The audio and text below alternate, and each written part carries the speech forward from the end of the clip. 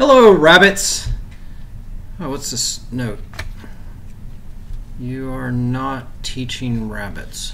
Oh, I don't know why I keep forgetting that. Well, so much for we're going to learn how to dig a hole. No.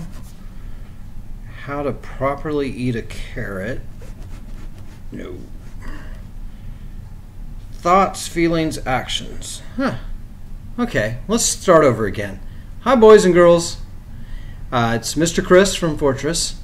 I'm glad y'all came back for a second week. Last week we learned about how to calm down using mindfulness and relaxation. And this week we're going to learn about how our thoughts and our feelings and our actions are all connected. And again, this is a part of that whole kind of learning a new superpower, how to take control over our emotions instead of our emotions controlling us. So in the activity kit, if you get activity kits sent to your house, there is a handout that looks like this. It says thoughts, feelings, actions. So that's what I'm going off of today. So everyone has problems, both big and small. To better solve your big problems, it helps to learn how your thoughts, feelings, and actions are connected. Imagine you have an upcoming test and you think, I'm going to fail. Because of this thought, you start to worry. You are so worried that you feel sick just thinking about the test. Because it's so uncomfortable, you decide not to study. The thought, I'm going to fail, led to the feeling of worry, which led to an action, which is not studying. So what might have changed if you had a different thought? And so that's what we're looking at today. So thoughts are the words that run through your mind. They're the things you tell yourself about what's going on around you. There are many different thoughts you could have about a single situation. And we all have different thoughts about what's happening around us. And one person, because they think a certain way about what's happening, might feel differently than the person standing right next to them that has a different way of thinking about what just happened. So feelings, they come and go as different things happen to you. You might feel happy, angry, and sad all in one day. Some feelings are uncomfortable, but they are not bad. Everyone has these feelings from time to time. And part of what we'll be talking about this summer is the difference between unhealthy negative emotions versus healthy negative emotions.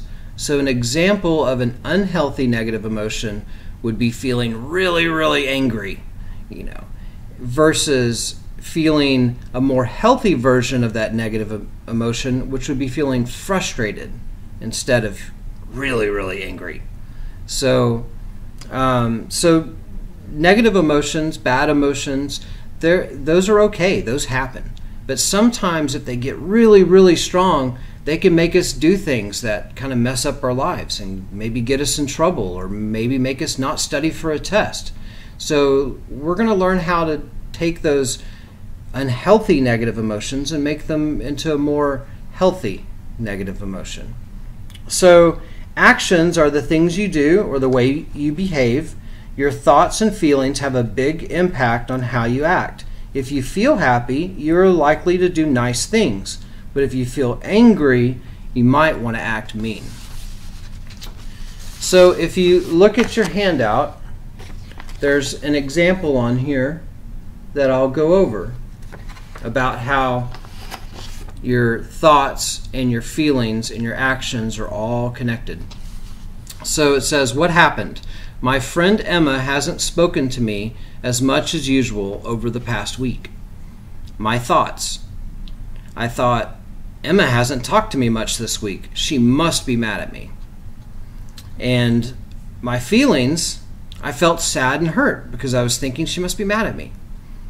And my actions are because I was upset, I ignored Emma and avoided her at school. So what happened was Emma didn't talk to me very much, and my thoughts were, oh, she must be mad at me. And then I felt sad and hurt, and then so what I did was I ended up ignoring Emma all week, which I'm sure didn't help our friendship at all. So something to keep in mind is just because you have a thought, it doesn't mean it's true. Your thoughts are guesses about why something happened or about something that might happen. So coming up with new thoughts will help you see a situation differently. So if we had, instead of thinking, Emma hasn't talked to me much this week, she must be mad at me, if you look down here at the bottom, there's some new thoughts, which results in new feelings and new actions.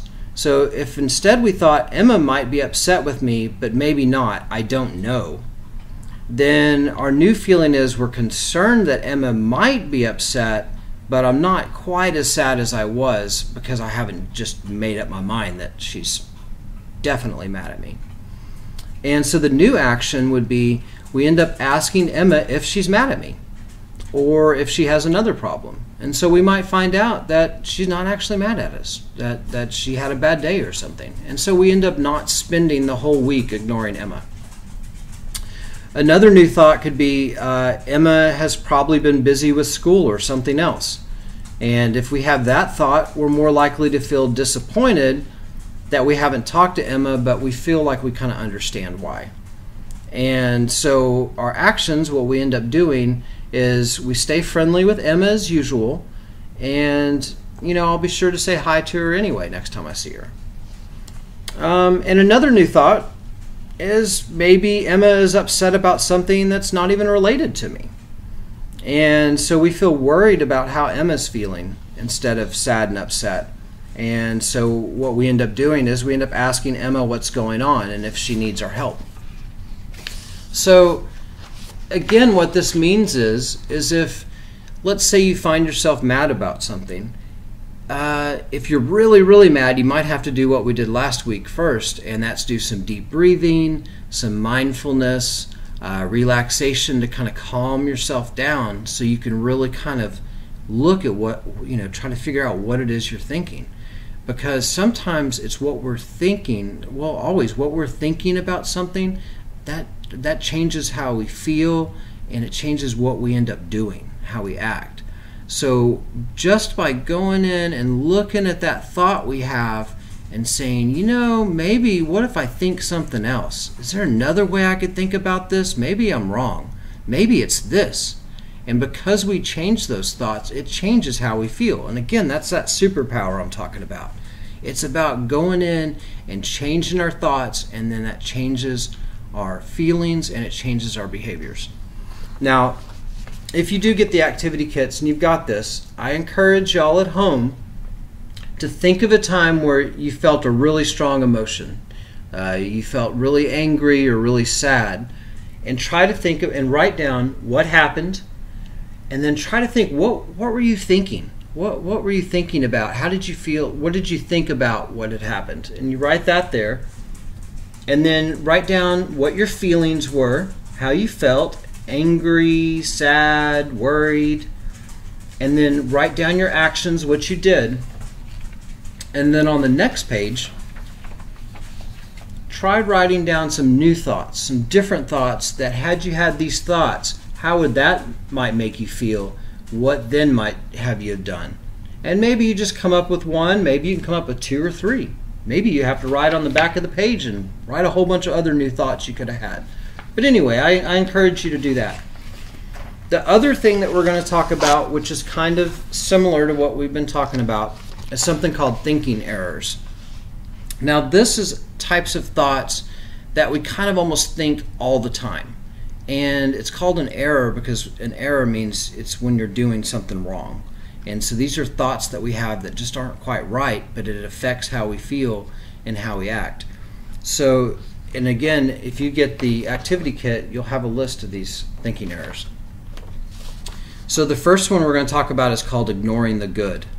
And with this thinking error, you pay more attention to bad things and ignore when something good happens.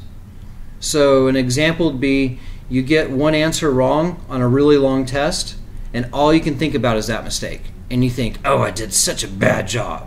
Because all you can see is that one that you got wrong instead of all the ones you got right.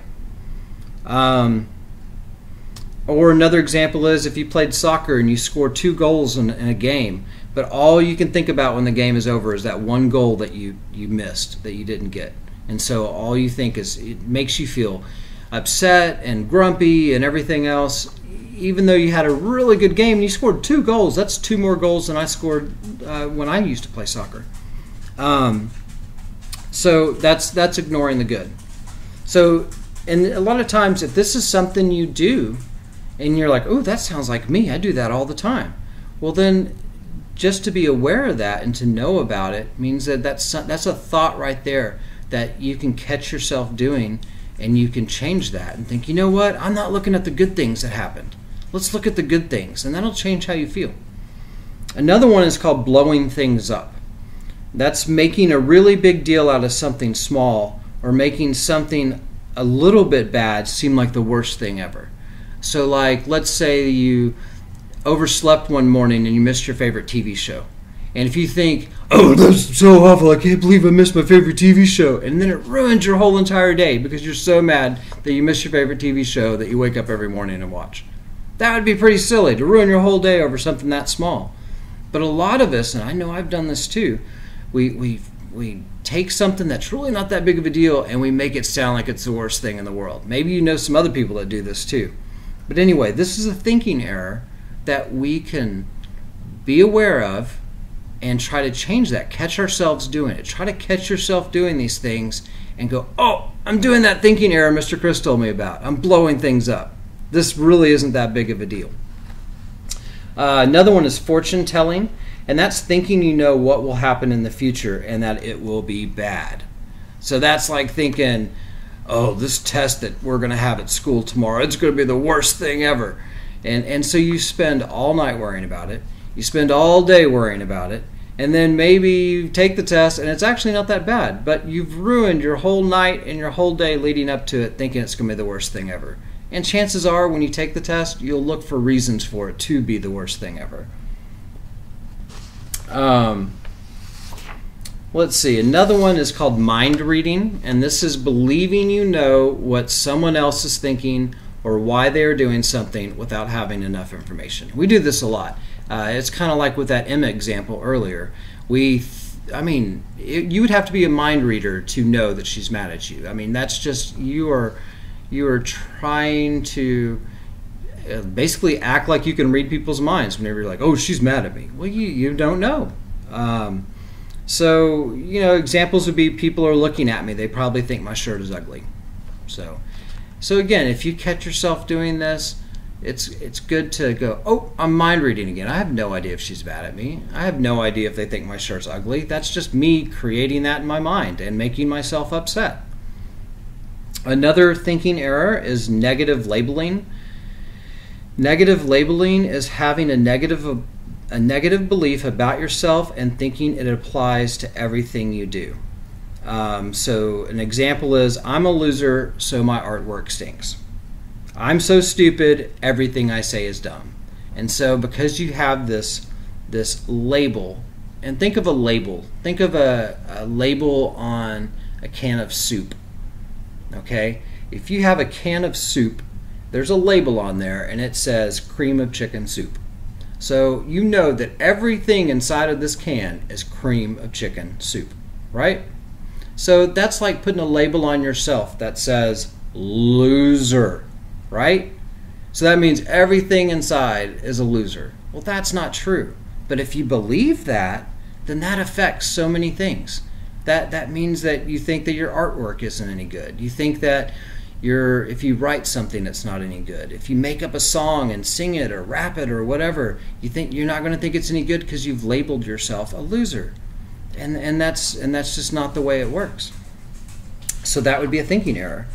Another type is setting the bar too high, and that's thinking that you must be perfect in everything you do, otherwise you're no good. So an example is, if I don't get an A on every test, I'm not smart. Well, it's pretty hard to get an A on every single test. I've done a lot of school, and I know I didn't make an A on every single test.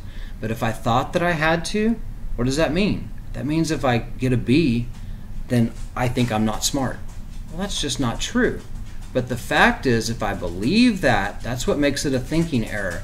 And so then it makes me go around the rest of the time thinking I'm not smart because I didn't make A's on all of my tests. Makes sense.